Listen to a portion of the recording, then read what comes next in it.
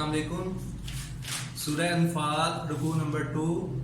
آج ہم سورہ انفال کی آیت نمبر 3 اور 4 کے بارے میں پڑھیں گے۔ سب سے پہلے اس کے الفاظ معنی۔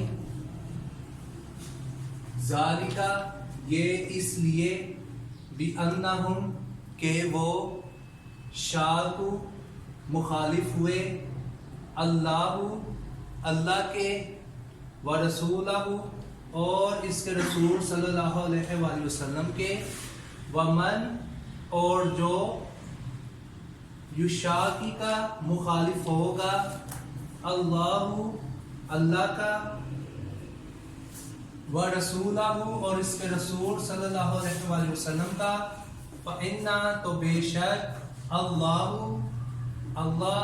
شدید سخت العقاب عذاب دینے والا ہے۔ اب اس کا باب محاورہ ترجمہ پڑھیں گے۔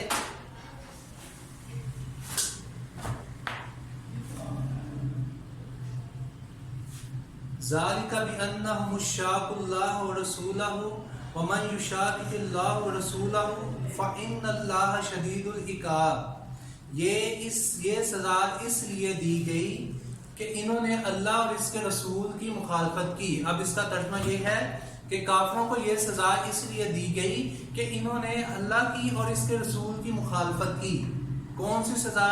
جیسے ریسنٹلی میں آیت کا ترجمہ آپ کو بتاتا ہوں کہ اللہ نے فرشتوں کو یعنی کہ حکم دیا کہ تم مومنوں کو تسلی دو، میں ان کے ساتھ ہوں، میں ابھی کافروں کے دلوں میں رعب و ہیبت ڈالے دیتا ہوں۔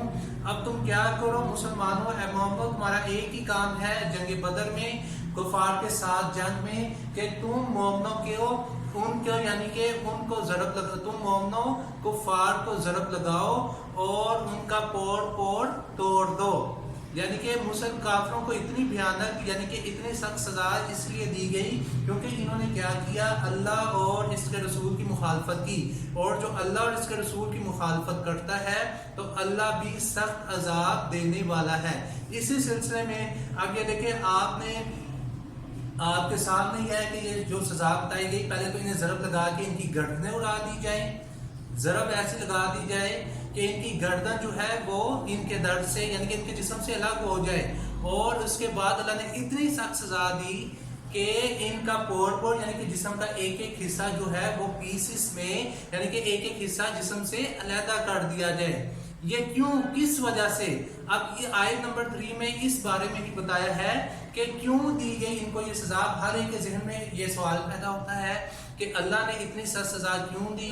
تو اللہ پاک نے فرمایا ذالک بأنہم شاقوا اللہ ورسول، کہ یہ سزا ان کو اس لیے دی گئی کہ انہوں نے اللہ کی اور اس کے رسول کی مخالفت کی، اللہ کی مخالفت کی اور اس کے رسول کی۔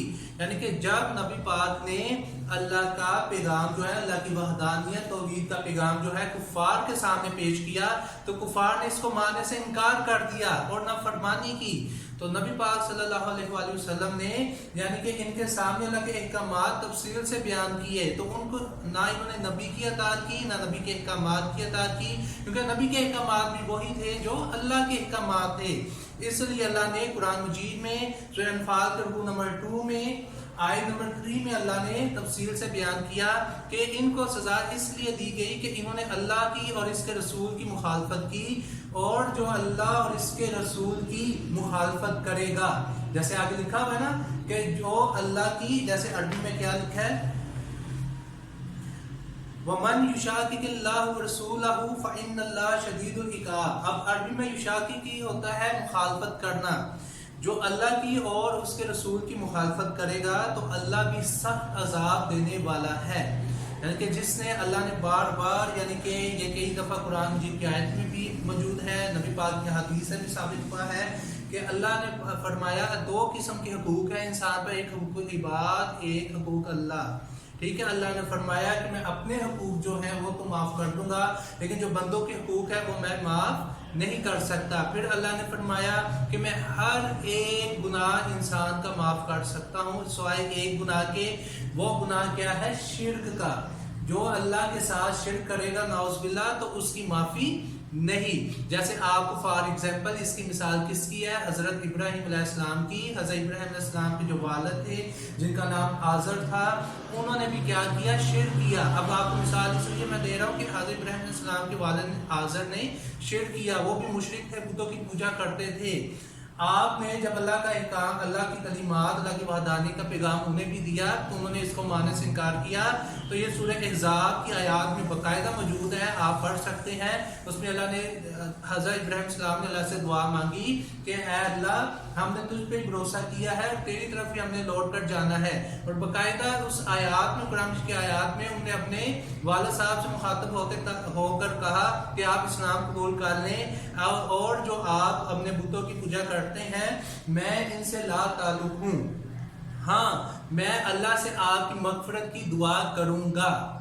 یعنی کہ کروں گا یہاں سے بھی بیان ہوتا ہے کہ حضرت ابراہیم علیہ السلام دعا کریں گے، لیکن یہ اب اللہ کی مرضی ہے کہ انہیں معاف کرنا ہے کہ نہیں کرنا. آپ اللہ نے، میں پہلے بھی آپ کو بتایا، ہر گناہ معاف کر دیا جائے گا سوائے کس کے؟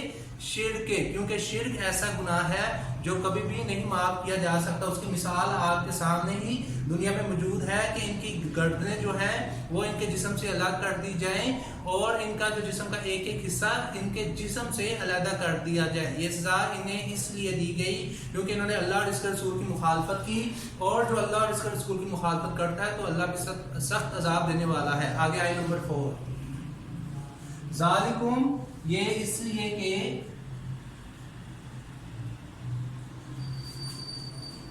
فذوقوا، پس چکھو،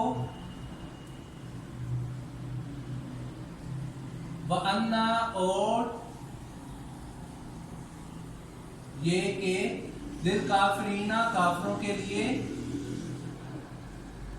عذاب، عذاب، النار، آگ کا یا دوزخ کا.